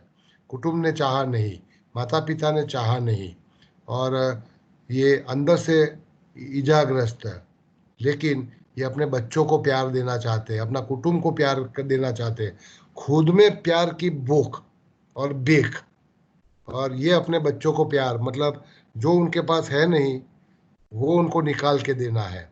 तो इसमें ये अपनी जान की परवाह नहीं करते, और इससे ये कैंसर हो सकता है। तो कोरोनरी हार्ट डिजीज, हृदय रोग, asthma prone personality, cancer prone personality और एक्सीडेंट प्रोन पर्सनालिटी अभ्यास किया गया है, और मैं इसका जो किताब है वो उसका नाम देने जा रहा हूँ। तो सभी बीमारियों की जड़ें, क्रोनिक बीमारियों की, जानलेवा बीमारी, असाध्य बीमारियों की पर्सनालिटी होती है। तो 4 इसमें से यहाँ लिखिए, बाकी बहुत सारी और पर्सनालिटी प्रोन बीमारियां हैं, इसकी चर्चा आपको मैं नाम देता हूँ। अब अंतिम 10 मिनट में मैं आपको एक प्रिस्क्रिप्शन देने वाला हूँ कि हाउ टू चेंज, बदलाव कैसे लाऊंगा। मतलब कि मैं यातना का जीवन जीना चाहता हूँ या तंदुरुस्त जीवन जीना चाहता हूँ, मैं बीमार बनना चाहता हूँ, खुशी मनाना चाहता हूँ, बीमार रहना चाहता हूँ या खुशी मनाना चाहता हूँ, तंदुरुस्त रहना चाहता हूँ। तो इसके लिए आपको कुछ प्रिस्क्रिप्शन फास्ट में कैसे करना चाहिए ये, तो लंबा प्रिस्क्रिप्शन है, लेकिन स्पष्ट है। पहले तो आप हर रोज आपको अपने अंदर से बात करना चाहिए, मतलब 5 मिनट, 10 मिनट, 15 मिनट खुद के साथ बैठिए, अंतर्मुख बनिए, आत्मनिरीक्षण करिए, और किसी कठिन समस्या के लिए, कोई गहरे प्रश्न के लिए बाहर से उत्तर निकालने के बदले अपने अंतःकरण को पूछिए कि इसको मैं कैसे सुलझ सकता हूँ। That's your inner wisdom. सामंजस्य बनाए रखिए, अंतर और बाहर, आपके अंदर जो है और आपको बाहर जो करना पड़ना है, मतलब कि घर्षण, संघर्ष पैदा नहीं करना चाहिए। जैसे कि मैं जो करना नहीं चाहता वो मुझे करना पड़ रहा है, मतलब मेरे अंदर को मैं दबाता हूँ, तो एक तुमुल युद्ध पैदा किया। अंदर है ईड, मुझे नहीं करना है, बाहर है सुपर ईगो, करना पड़ेगा, ये मेरा कर्तव्य है, ये तो मुझे, मैं भूखी हूँ, मैं बीमार हूँ, लेकिन बच्चे को पहले खिलाना पड़ेगा। तो ईगो, ईड और सुपर ईगो के बीच जो घर्षण होता है, उस घर्षण को, उस संघर्ष को आपको शांत करना होगा। अपने आप की खास देखभाल, मतलब कि कहा जाता है कि आपको स्वार्थी बनना चाहिए। खुद का पेट पहले भरिए, खुद की देखभाल पहले करिए, खुद का आराम, नींद पहले लीजिए, फिर औरों की सोचिए। मतलब कि त्याग, बलिदान हमेशा औरों के लिए मैं करता रहा और खुद को न्याय करता रहा, ऐसा नहीं होना चाहिए। ओशो कहते थे कि शरीर और मन दोनों में बुद्धि है। इसको ये बॉडी इंटेलिजेंस और माइंड इंटेलिजेंस कहते थे। जैसे कि मैं कुछ खा रहा हूं, तो मन को ये चीज बहुत पसंद है, तो मन लगाता हूं, दबाव डालता है, खाओ खाओ खाओ। That is body wisdom, sorry mind wisdom. लेकिन शरीर आपको पहले बोल देगी अब मेरा पेट भर गया है, या ये खाना मेरे लिए अच्छा नहीं है। तो शरीर की दो बुद्धियों में से, शरीर की बुद्धि और मन की बुद्धियों में आपको शरीर की बुद्धि पर ज़्यादा विश्वास करना चाहिए। जैसे कि मैं लगातार चल रहा हूँ, अब मेरे पैर बोल रहे हैं कि मैं थका हूँ, आराम की ज़रूरत है मुझे। तो शरीर की आवश्यकता को और भाषा को पहले समझो। जैसे कि आप आसन कर रहे हो, आसन में आप ठीक से नहीं कर पा रहे हो, या ये आसन आपके लिए नहीं बना, तो आपका शरीर तुरंत बोलेगा आप छोड़ दो इसको, जबरदस्ती मत करो। मन बोलता है कि नहीं, ये करके ही बताओ, ये करके ही बताओ। तो mind wisdom, mind intelligence and body intelligence में ओशो कहते थे कि आपको शरीर का विश्वास ज़्यादा करना चाहिए, मन का बाद में करिए। चाहे वो आपकी भूख पूरी करनी हो, मनपसंद चीज़ खाना हो या लेना हो, शरीर को पहले पूछिए। अपनी विचारों को, लागनियों को और मूड को देखने का इसको इसको अंतर मौन कहा जाता है, अंतर ध्यान कहा जाता है। ध्यान की एक टेक्निक है गुरुजीएफ के द्वारा बताई हुई, कि 5 मिनट 10 मिनट के लिए आप अंतर्मुख बन करके बैठिए, अपने विचारों को देखो, अपनी लागनियों को देखो। और कोई भी एक, आप कोई भी व्यवसाय करते होंगे, कोई भी काम करते होंगे, आप गृहिणी होंगे, आप डॉक्टर होंगे, टीचर होंगे, कंप्यूटर आर्ट टेक्नीशियन होंगे, कुछ भी होंगे, लेकिन एक कला, एक रुचि, एक शौक, एक लगाव आपके जीवन में, पैशनेट एक्टिविटी होनी चाहिए। हर रोज ये करना है आपको, अपने लिए इतना समय आप जरूर निकालिए। दो एक और स्लाइड और फिर मैं पूरा करने जा रहा हूँ। केयरिंग फॉर योर बॉडी, तो लव योर बॉडी। आप जब स्नान करते हो, कपड़े बदलते हो, बाल सजाते हो, मालिश करते हो, तो अपने शरीर, आईने में अपने आप को देखते हो, तो आप अपने शरीर को प्यार करिए। कैसा भी होगा, वो स्थूलकाय हो सकता है, पतला हो सकता है, दुर्बल हो सकता है, तो कैसा भी होगा, शरीर का स्वीकार कीजिए और उसको प्यार करिए। शरीर की भाषा को सुनते रहिए। वो फिजिकल सिम्टम्स के द्वारा, जैसे कि सर दर्द हुआ, छाती में कोई कष्ट हुआ, तुरंत शरीर आपसे वार्तालाप करेगा फिजिकल सिम्टम्स के रूप में। हेल्दी लाइफस्टाइल में आपको भगवत गीता का जो श्लोक है, आहार विहार इत्यादि के संबंधित, तो खाने में ध्यान रखिए नियमित कसरत करना चाहिए, शारीरिक श्रम करना चाहिए, डीप ब्रीदिंग करना चाहिए, और साथ से लॉट्स ऑफ स्लीप का मतलब होता है हम नींद की कमी से पीड़ित है, क्योंकि वर्तमान समय उत्पादकता का समय माना गया, उत्पादकता का, तो इसीलिए नींद की कमी से हम सब, और उसमें सोशल मीडिया और टेलीविज़न भी आया, तो नींद की कमी से पीड़ित है हम सब। तो हमको नींद पूरी करना है, तो 7 से 8 घंटा सोना बहुत ज़रूरी है। और लव योरसेल्फ अनकंडीशनली, थोड़ा रिलैक्सेशन टेक्निक्स आपको बहुत सारी मैं लगातार नाम बोलता रहता हूँ क्लास में, shavasana, deep breathing, progressive muscular relaxation में इसका बहुत बहुत मुझे इसका बहुत लगाव है, प्रोग्रेसिव रिलैक्सेशन का, एडमंड जैकबसन द्वारा बनाई गई। तो ये टेक्निक्स आपको सीखना चाहिए, shavasana, progressive relaxation and deep breathing, 3 technique. नई नई चीज़ें सीखते रहना चाहिए, मनपसंद कामों का लगाव रखना चाहिए, ये करना चाहिए। जैसे कि watching A movie is a passionate activity for me, ये टाइम पास नहीं है। किताब पढ़ना, संगीत, ये मेरे लिए पैशनेट एक्टिविटी है। तो जब मैं इसमें पढ़ता हूँ तो मेरी दुनिया बन जाती है। तो आप मनपसंद किसी भी एक लगाव अपने अंदर रखो। शौक रुचि अलग चीज़ है और पैशनेट एक्टिविटी, वो 2 चीज़ अलग है। कोई एक सामाजिक सेवा का कार्य जीवन भर के लिए, बुढ़ापे के लिए मुलतवी मत रखिए, अभी से करिए। सोशल सर्विस का एक काम करिए, सामाजिक सेवा का कोई ना कोई काम करते रहिए, निस्वार्थ बन करके करिए। और अंतिम, नियमित प्रार्थना करनी चाहिए, कम से कम एक बार तो करनी ही चाहिए, लगभग 5 या 10 मिनट की प्रार्थना होनी चाहिए, सुबह और शाम 2 बार। ध्यान नियमित करना चाहिए, और अपने जीवन का कोई एक, क्योंकि आप एक छोटे से कैद खाने में अपने आप को कैद कर चुके हो। जैसे कि मैं पिता हूँ, तो एक छोटी सी कैद बना ली अपनी, फिर मैं वो सामाजिक भूमिका बजाते बजाते अपने आप का भोग दे देता हूँ। उसी तरह गृहिणी हूँ, बच्चे की माँ हूँ, या मैं एक शिक्षक हूँ, या मैं एक कार्यकर्ता हूँ, एम्प्लॉई हूँ, तो वो एक छोटा सा उद्देश्य तुम्हारे जीवन में आ गया, वो 30 साल तक, 35 साल तक, 40 साल तक पूरा करते हो, लेकिन ये तो बहुत छोटी सी मकसद है जीने की। तो वही महिला जब 50 साल की होगी, बच्चे पढ़ कर के बड़े हो जाएंगे, हस्बैंड को आपकी ज़रूरत नहीं रहेगी, क्योंकि अब आपके शरीर में उनको कोई आकर्षण नहीं लग रहा, तो आप अपने आप को वर्थलेस मानने लगोगे।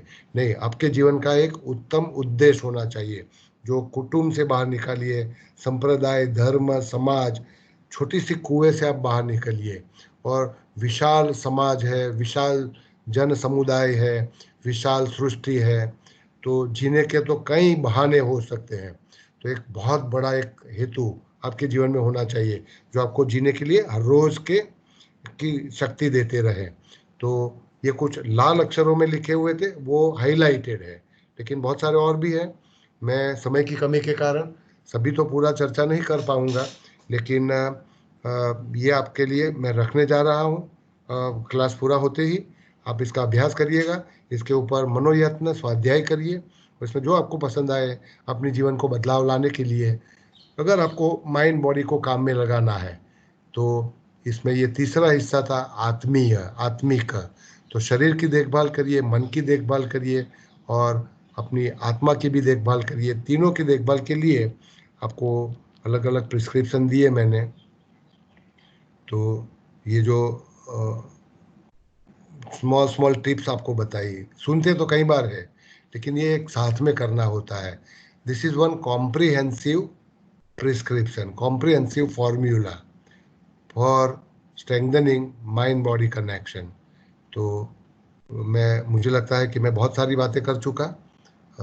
ये अंतिम संदेश है, और ये पढ़ेंगे बाद में। कुछ किताबों का नाम बता रहा हूँ मैं, जो मुझे बहुत पसंद है, और जिसमें से काफ़ी सारे संदर्भ में ले चुका हूँ। तो कुछ किताबें आपके समक्ष है यहाँ पर, आप इनके नाम लिख सकते हो। मैं कहानियाँ भी बहुत सारी पढ़ता हूँ, और उन कहानियों में भी मेटाफिजिकल संदेश बहुत सारे होते हैं।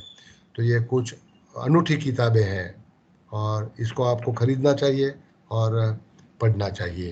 तो अगर आपके कोई भी सवाल हो तो यहाँ मैं रुकता हूँ।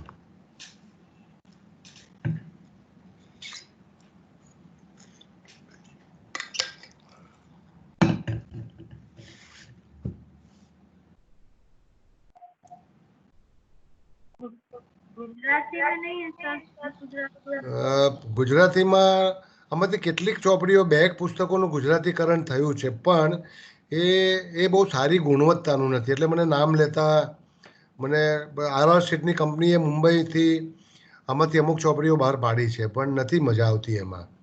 તમે વાંચવી એના કરતાં આપણને સજા કરવી એવું થઈ જાય છે. તો અઘરું છે થોડું ગુજરાતી નામ આપવા. પણ આમાં એક પેરાલિસિસ કરીને ચંદ્રકાંત બક્ષીની એક બહુ નીવડેલી, હું આશા રાખું કે તમારામાંથી ઘણા લોકો ચંદ્રકાંત બક્ષીને નું નામ સાંભળ્યું હશે. ઘણા વર્ષો પહેલાં એમનું મરણ થયું, પણ એમણે લખેલી આ પેરાલિસિસ નામની વાર્તા, આમાં આરામ શાહ નામના નાયક છે વાર્તામાં, અને એમને સ્ટ્રોક આવે છે, પેરાલિસિસ. એ કોઈ હિલ સ્ટેશને ગયા છે, વિધુર છે, એમના પત્નીનું મરણ થયું છે અને એમની દીકરીએ આત્મહત્યા કરી છે, અને એ જીવનભર જે અનુભવોમાંથી પસાર થયા, એટલે પોતાના કામમાંથી નિવૃત્તિ લઈ લે છે. એ શિક્ષક હતા, પ્રોફેસર હતા, અને કોઈ હિલ સ્ટેશન પર જાય છે, અને ત્યાં આગળ એ ફરવા નીકળ્યા છે, અને ત્યાં એકદમ અનકોન્શિયસ થઈને પડે છે, અને પછી એને સ્ટ્રોક સાથે હોસ્પિટલમાં એડમિટ કરવામાં આવે છે. તો એ જે મેટાફિઝિકલ એક્સપિરિયન્સ છે પતિ તરીકેનો અને પિતા તરીકેનો, એ કેવી રીતે એક રોગને આકાર આપી શકે. ગીતાબેન, હું તમને, જો તમે નહીં વાંચી હોય ગીતાબેન, તો મારી ખાસ ભલામણ છે કે તમે પેરાલિસિસ ખાસ વાંચજો, તમને ખૂબ ગમશે આ વાર્તા. હું કઈ કહેવા માંગુ. હાજી બોલો બેન. સર, એ તમે જે વાત કરી કે દરેક રોગ કે કંઈ પણ પાછળ બધી વસ્તુ ઇફેક્ટ કરે છે, એ મારો અનુભવ થયો છે, એટલે એનું શોર્ટમાં કહું. મારો કોઈ પ્રશ્ન નથી, એટલે આના તમે જે વાત કરી પરિચય આપું. મને પણ ગીતાબેન આપણા યોગનિકેતનના યોગના અને સંગીતના બહુ જૂના સાધક છે, અને પોતે એક બીમારીમાંથી ચમત્કારિક રીતે બહાર આવેલા છે. એટલે મેટાફિઝિકલ એક્સપિરિયન્સની હું અત્યાર સુધી વાત કરતો રહ્યો, પણ એક તાદૃશ ઉદાહરણ આપણી સમક્ષ હાજર છે. તો ગીતાબેન, તમને થોડો બોલવાનો છૂટ આપું હું તમને. મારે બંધ થઈ જવું જોઈએ, તમે બોલો. હું 2 મિનિટ શોર્ટમાં જ કહીશ. આ જ્યારે થયું 2 વર્ષ પહેલા, ત્યારે જે મારી અંદરમાં શક્તિ હશે જ નહીં, કારણ કે બપોરના 12 વાગે અમારા ફેમિલીના એક જમાઈ એક્સપાયર થઈ ગયા, અને એના પેરેન્ટ્સ, દીકરી એટલે ભત્રીજી, પેરેન્ટ્સ આવે ત્યાં સુધી અમારે રહેવાનું હતું. પણ હું જ્યારે ગઈ બપોર 12, 12:30, એટલે ઓલરેડી હું સ્વિમિંગમાંથી આવેલી, એટલે મારી શક્તિનો ઉપયોગ થઈ ગયેલો. ત્યાર પછી મેં કશું લીધું નહોતું, ત્યાં ગઈ, પાણી પીધું નહીં 4-5 કલાક, એટલે ઇન્ટરનલ જે ડિહાઇડ્રેશન થઈ ગયેલું એ પણ ખરું. બીજું બહારનું વાતાવરણ, 18 એપ્રિલ 2018, એટલે બહુ જ ગરમી હતી, અને બધું આમ દુઃખી વાતાવરણ જોયું, છોકરીને જોઈ, એટલે એ મન પર ઇફેક્ટ થઈ. અને ફિઝિકલી હું એ દરમિયાનમાં મારું અંદરનું સ્ટ્રક્ચર ફિટ નહોતું, એટલે આ બંને સાથે થઈને મને બ્રેઇન હેમરેજ સ્ટ્રોક આવેલું, અને મને લેફ્ટ સાઈડ પેરાલિસિસ થયેલું. પછી ધીરે ધીરે કરતા અત્યારે આ યોગાસનો, મેડિટેશન, અને આની દવા નથી કોઈ, એક્સરસાઇઝ, યોગાસન સિવાય, એટલે એનાથી હું બહાર આવી જ ગઈ છું. ઓલરેડી 2-4% ઇફેક્ટ છે, જે મને ક્યાંય મળતી નથી મારા રૂટીન માટે. એટલે મારો દાખલો એમ, એટલા માટે, બીજું કંઈ નહીં. હરિઓમ. ગીતા નિર્મળ, ગીતાબેન આપણે યોગનિકેતનની ખૂબ નજીક રહે છે. મેં એક સાથે 2 વ્યક્તિઓને સ્ટ્રોકમાં જોયા છે. એક બીજા યુવાન મહિલા, એ પણ ફતેગંજમાં જ રહે, યોગનિકેતનથી ખૂબ નજીક, અને એમને પણ સ્ટ્રોક આવેલો, અને પતિ પત્ની 2 એકલા હતા, અને મેં ઘણા વખત સુધી એમની સેવા કરી. મને એમ હતું કે આ બંને વ્યક્તિઓ ચાલશે નહીં જીવનમાં કદી, અને બંને દોડી રહ્યા છે. તો તમારી સમક્ષ માઇન્ડ બોડી હિલિંગનું એક સારું ઉદાહરણ છે. અને ગીતાબેન ભલે એવું કહેતા હોય કે મેં યોગથી આ બધું મટાડ્યું છે, પણ યોગ નહીં, આ માઇન્ડ બોડી હિલિંગ છે એમનું. અને ગીતાબેનને ક્યારેક મળજો, એ તમને યોગનિકેતનમાં જ મળશે. દર અઠવાડિયામાં 2 વાર આવે જ છે નિયમિત. આજે તો નહીં, હમણાં કોરોનામાંથી બહાર આવશે પછી. ક્યારે શરૂ થશે યોગનિકેતન? તો અડધી જિંદગી છે મારી. હા, તો જીવતો જાગતો ચમત્કાર છે એવું મારાથી ના કહી શકાય, કેમ કે હું ચમત્કારોમાં માનતો નથી. ઓકે, તો ગીતાબેન, થેન્ક યુ, તમે હાજર રહ્યા અને તમારો અનુભવ શેર કર્યો. ગીતાબેનને મેં 2 વર્ષમાં જે રીતે પથારીમાંથી દોડતા થતા જોયા, એ મારા માટે પણ ન માની શકાય એવું ચમત્કાર છે. હા સર, એ તો છે. બીજા કોઈને કઈ પ્રશ્ન? તમારા બધા ઘણા સાધકો એમને ઓળખો છો. આજે મારા વાતમાં હું બહુ બળ નથી આપી શક્યો, થોડો થાકેલો હોવાને છતાં કારણે, પણ મને લાગે છે કે ગીતાબેને એમાં ઘણું બળ મૂક્યું મારી વાતમાં. તો બીજા કોઈને કઈ પ્રશ્ન હોય તો નહીં તો આપણે પૂરું કરીશું. કેમ કે આજે મને એમ હતું કે ચોથો અંક પાડવો નતો, એટલે આજે મેં થોડી ઝડપ કરી, બધું ઝડપથી પૂરું કર્યું. આ જેટલું પણ મેં બનાવ્યું છે એ હું થોડી વારમાં તમારા માટે મૂકી રહ્યો છું. તમને મળી જશે આ. હા, हरिओम अभ्यास करशो. हरिओम चालू करजो. यस सर, आपने जितना हाँ हाँ, पहले कोई भाई बोल रहे हैं उनको पहले अपना नाम पहले बोल दीजिए ताकि वो बोलने पर आपका पहली बार ही. बोलिए. नवीन बोल रहा हूँ सर, नवीन पोलवाल. बोलिए. हाँ सर, मैं बोल रहा हूँ आपने जितना भी डिस्कशन किया उसमें ज्यादातर ऐसा पता चला कि भाई जितनी भी डिजीजेज है वो सेल्फ इनविटेशन से आती है, राइट? हाँ, तो स्वनिर्मित और स्व आमंत्रित. निर्मित और आमंत्रित. निर्मित शब्द में खास उपयोग करता हूँ क्योंकि स्क्रिप्ट में लिख दी हमने. हाँ, तो अगर इसका अपन अंडरस्टैंडिंग कर लें तो शायद ये सारी डिजीजेज ऑटोमेटिकली क्योर हो सकती है. मतलब इसके लिए कोई बनाया कि अगर मेरे द्वारा निर्माण किया गया है तो मैं उसको बदल भी सकता हूँ, है ना. अगर नाटक में मेरे लिए एक ऐसा अभिनय बनाया गया कि तुमको अंत में आत्महत्या करना है तो मैं वो बदलने की मेरी क्षमता है, वो मेरे हाथ की है, बदलना चाहिए जरूर. Thank you sir. क्योंकि नेगेटिव स्क्रिप्ट का परिणाम आत्मनाश होता है. तो आत्मनाश को मुझे दूर करना है तो स्क्रिप्ट बदलना है मुझे. यस, स्क्रिप्ट बदलने से ये सारी मतलब प्रॉब्लम से हम दूर रह सकते हैं. समस्याएं समाप्त हो जाएगी. यस, हाँ, तो वक्त बदलता रहा हूँ जितना भी संभव बना मेरे लिए. Okay, thank you sir. तो एक सवाल और फिर आज पूरा करेंगे. कोई भी नहीं क्योंकि थोड़ा ऋषिका बात कर रही हूँ. हाँ जी, बोलिए. हाँ सर, आपने ये जो सारी डिजीज बताई उसमें हमने ये जाना, ये समझा कि वो सारी इमोशनल लेवल पे काम करती है और उसी से आती है. पर जब भी आपने उसका हाउ टू चेंज आपने उसके जो बताए तो उसमें जो भी हमें अप्लाई करना है वो हमें फिजिकल यानी कि मन पे हमें वो काम नहीं करना है, पर शरीर पे करेंगे तो वो मेंटली चेंज होगा. और इसका जो रीजन है वो मन पे है, पर जब भी हमें काम करना है तो वो शरीर पे करना है.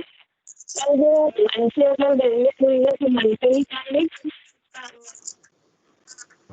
आपकी आवाज काफी अस्पष्ट थी, लेकिन मैं जो समझ पाया वो आपको 3 स्तरीय काम करना है, 3 लेवल्स.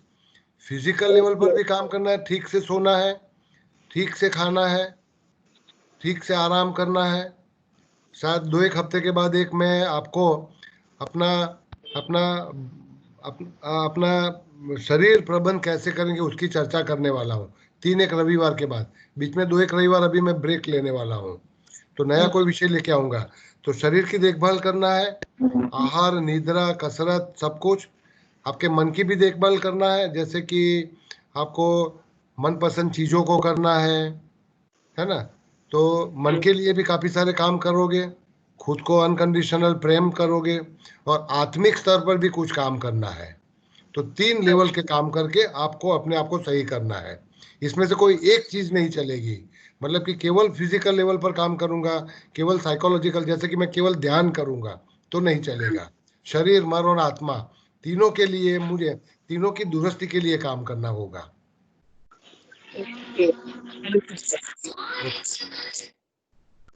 પૂરું કરીએ મને લાગે છે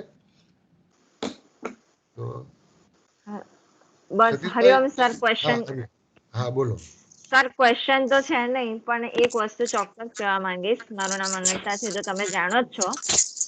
પણ હું એક વસ્તુ ચોક્કસ કહીશ કે આજકાલની જે લાઈફસ્ટાઈલ છે, ભીડ ભરેલી જિંદગી, તણાવ ભરેલી જિંદગીમાં અમારા બધા માટે યોગ નિકેતન છાંયડો સાબિત થયું છે. એમ તો આપણે યોગ નિકેતન કાલથી તોડી નાખીશું. ના ના, તોડવાનું નથી. કોઈ પણ ચીજને વળગાડ તરીકે નહીં લેવાની, લગાવ તરીકે લેવાની. વળગાડ અને લગાવમાં તફાવત છે બધાના માટે. હા, વળગાડ એટલે ઓબ્સેશન. ઘણા લોકોને યોગનિકેતનનું ઓબ્સેશન છે, મને ખબર છે કે યોગનિકેતન બંધ હોય, યોગનિકેતનમાં પૂરો ક્લાસીસ નહીં થાય તો ઘણા લોકોને એમ થાય કે બહુ મોટી આપત્તિ આવી જશે. તો યોગનિકેતન વળગાડ નહીં, એક લગાવ તરીકે લો, જીવનના બદલાવ તરીકે લેશો. It's a passionate activity.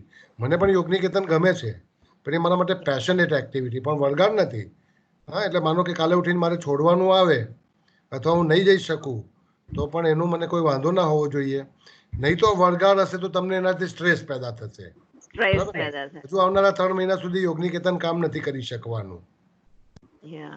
પરિસ્થિતિ બગડી રહી છે, હજુ તમને ખ્યાલ છે, બધાને સમાચાર વાંચતા હશો, બરાબર ને? આવનારા 3 મહિના હજુ આપણે ઠેકાણે નથી પડવાના. તો વળગાડ અને લગાવમાં તફાવત સમજજો બધા. અને આના appropriate passionate activity and obsessive activity are two different things. है ना? Keep away from an obsessive activity. Okay, obsession and passion. Okay. Januji, thank you very much for all the whatever યોગનિકેતન થી અમે ઘરે બેસીને બી લાભો લઈ શકીએ છીએ, જોડાઈ શકીએ છીએ. એ જુદી વાત છે, એ ટેકનોલોજીની વાહવા છે, એ જુદી વાત છે આપણી પાસે. But for arranging everything for all of us, thank you very much sir. અમારી જવાબદારી પછી. હા, બોલો ઈલાબેન. હા, ઈલા પંડ્યા, આપણે જે સ્લાઇડ જોઈ ઇમોશનલ પેઇન બોડીની, એમાં એક સ્ટેટમેન્ટ હતું, the origin of unconscious longing for disease. તો એના પર શું કંટ્રોલ થઈ શકે એવું છે કે નેચરલ પ્રોસેસ છે? એટલે નેચરલ પ્રોસેસ છે અનકોન્શિયસ લોન્જિંગ, એ જ જાણવું છે મારે.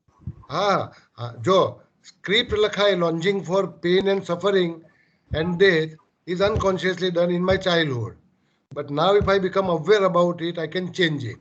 Okay, and instead of suffering, pain and death, I will long for, I will live for fun and passion and eternal living. So I am living for eternal living. મારું કાંઈ મૃત્યુ નથી, હું તો જીવવાનો શાશ્વત, બરાબર ને? તો મૃત્યુ એ નકારાત્મક રીતે નથી લેતો હું, ઓફકોર્સ ફિઝિકલ ડેથ તો આવવાનું, બધાને આવવાનું. તો આ સ્ક્રિપ્ટ તમે બદલી શકો છો. અત્યારે અનકોન્શિયસ છે, ચિત્તમાં છે, બરીડ માઇન્ડમાં છે, તમે એને સાફ કરીને તમે એને જુદી કરી શકો છો, ચોક્કસ બદલાય. તો સૌનો अर्चना महाजन सर, प्लीज इसके साथ पहले वाली स्लाइड बताइए ना, इसके जस्ट बिफोर. पहले वाली मतलब ये वाली, 1 मिनट, ये वाली. हाँ sir, thank you. Quote Matthew Stanford, मुझे बहुत अच्छा लगा था उनका राइटिंग. हाँ सर, ये कोट मुझे चाहिए था. हाँ, चलो मुझे हरिओम सर. थोड़ा हाँ बोलो, હવે હું પૂરું કરવાની તૈયારી કરી રહી છું. हाँ जी सर, अभी जैसे ऑलमोस्ट हम लोग सभी जो भी इसमें पार्ट ले रहे हैं, सो आई थिंक वी आर 45-50 इस एज गैप के हैं, इस एज ग्रुप के हैं. तो सर ये चीजें अभी इस टाइम पे हमें पता चल रही हैं, तो क्यों नहीं कुछ ऐसा प्रयास किया जाए कि ये सब चीजें प्राइमरी स्कूल लेवल पर, मतलब उस लेवल पर बच्चों को बताया जाए, जिससे कि वो ये बहुत सी गलतियां करने से अपने को बचा सके. हाँ, मैं 2 बातें सोच रहा था. आपका सुझाव बहुत अच्छा है. रात को ही मैं इस बारे में बात कर रहा था. एक्चुअली मैं पेरेंट्स के साथ पहले काम कर रहा हूँ एक्चुअली पेरेंट्स के साथ, कि आप अपने बच्चों को गलत संदेश मत दीजिए. जीवन का प्यार सिखाइए, काम का प्यार सिखाइए. काम से तिरस्कार, जीवन से तिरस्कार मत सिखाइए, क्योंकि काम से तिरस्कार, जीवन से तिरस्कार मतलब बीमारी की स्क्रिप्ट लिखना, मृत्यु की स्क्रिप्ट लिखना. समझे ना मेरी बात को आप? जी सर. तो मैं पेरेंटिंग पहले सिखाता हूँ, फिर बच्चों के साथ भी मैं वार्तालाप तो करता ही हूँ, लेकिन बच्चों के लिए मैं कुछ एक और अलग एक प्रोग्राम, एक छोटा सा स्मॉल वर्कशॉप बनाने का सोच रहा हूँ इस समय. तो 7 साल के लेकर 20 साल के बच्चों के लिए, युवाओं के लिए मैं कुछ सोच रहा हूँ. कोई विषय मेरे दिमाग में कल रात को आया हुआ है और इसको लेकर के मैं कुछ करने वाला हूँ 100%. हाँ सर, थैंक यू. मैं उनके लिए के लिए मैं कुछ तुरंत करने वाला हूँ इमीडिएटली. Effective parenting. क्योंकि मैं सर 15 इयर्स तक मैंने टीचिंग किया है प्राइमरी स्कूल में. तो બાકીના જે લોકોને હવે સમય થઈ ગયો છે એ લોકો નીકળી શકો છો. હા, અને આપણે પૂરું કરીએ છીએ 4-5 મિનિટમાં. બહુ લાંબુ ખેંચ્યું છે. ઓકે, બોલો હવે તમારો પ્રતિભાવ બોલો. યસ. सर क्योंकि लाइफ बच्चों की लाइफ में बहुत ज्यादा स्ट्रेस है, बहुत ज्यादा स्ट्रेस है। मुझे And स्ट्रेस they से don't know. चिंता नहीं है, हाँ, लेकिन संगीता उनको बहन, रीजन पता मुझे नहीं स्ट्रेस क्या। का चिंता नहीं है। स्ट्रेस तो होना चाहिए, लेकिन मेटाफिजिकल इफेक्ट, मेटाफिजिकल, उसके बारे में मैं बहुत चिंतित हूँ। उसके बदलाव के लिए मैं कुछ करूँगा। जी sir. Okay sir, thank you sir.